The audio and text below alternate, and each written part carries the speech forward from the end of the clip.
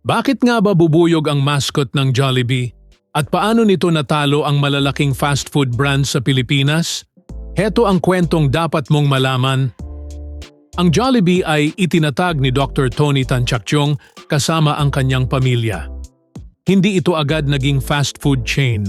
Nagsimula sila noong 1975 bilang isang maliit na ice cream parlor sa Cubao, Quezon City.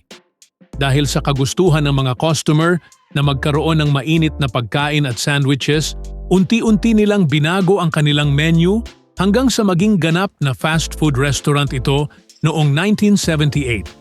Bakit Jollibee ang pangalan nito? Ang pangalang Jollibee ay pinagsamang mga salitang jolly, masaya, at bee, pukyutan.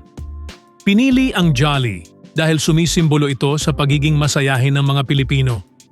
Ang bee o pukyutan naman ay sumasalamin sa pagiging masipag, laging abala at laging nagbibigay ng matamis na bunga o produkto sa kabila ng pagiging abala. Noong una, tinawag itong Jollibee, ngunit binago ito sa payo ng kanilang management consultant na si Manuel C. Lumba upang mas maging swak ang dating nito sa mga mamimili. Bakit bubuyog ang ginawang mascot ng Jollibee? Napili ang bubuyog bilang mascot ng Jollibee dahil ito ay simbolo ng sipag, kasipagan at pagtutulungan. Kilala ang mga bubuyog sa kanilang pagiging masipag sa paghahanap ng pagkain at pagtatrabaho para sa kanilang kolonya. Naniniwala ang mga nagtatag ng Jollibee na ang mga katangiang ito ay kahawig ng ugali ng maraming Pilipino. Masipag, matiyaga, at laging handang magsikap para sa pamilya. Upang maging mas kaakit-akit sa mga bata at pamilya, nilikha nila ang masayahin at palakaibigang mascot na si Jollibee, na hanggang ngayon ay isa sa pinakakilalang karakter sa bansa. Mayroon bang misteryo sa likod nito? Walang opisyal na misteryo o nakakatakot na katotohanan sa likod ng Jollibee.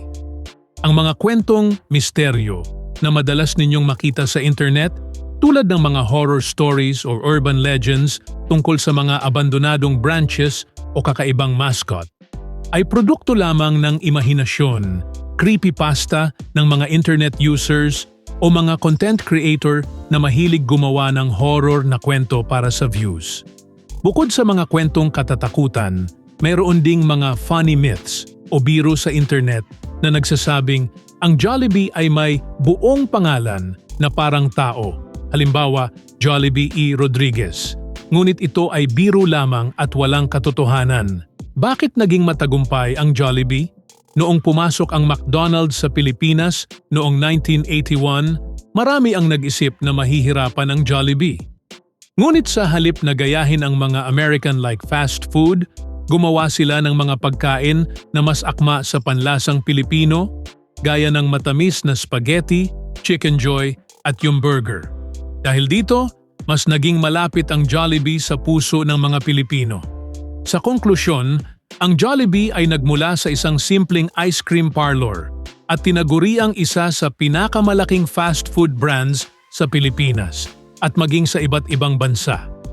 Ang pangalang Jollibee ay sumisimbolo sa kasiyahan at kasipagan, habang ang mascot nitong bubuyog ay kumakatawan sa sipag at optimismo ng mga Pilipino. Ang tagumpay nito ay patunay na ang isang simpleng pangarap ay maaaring maging pandaigdigang tagumpay kapag sinamahan ng tiyaga, dedikasyon at tamang diskarte. Ngayon, alam mo na kung sino ang nag-imbento ng Jollibee. Kung may bago kang natutunan, huwag kalimutang i-like, i-share at i-follow para sa mas marami pang kaalaman. See you sa next video.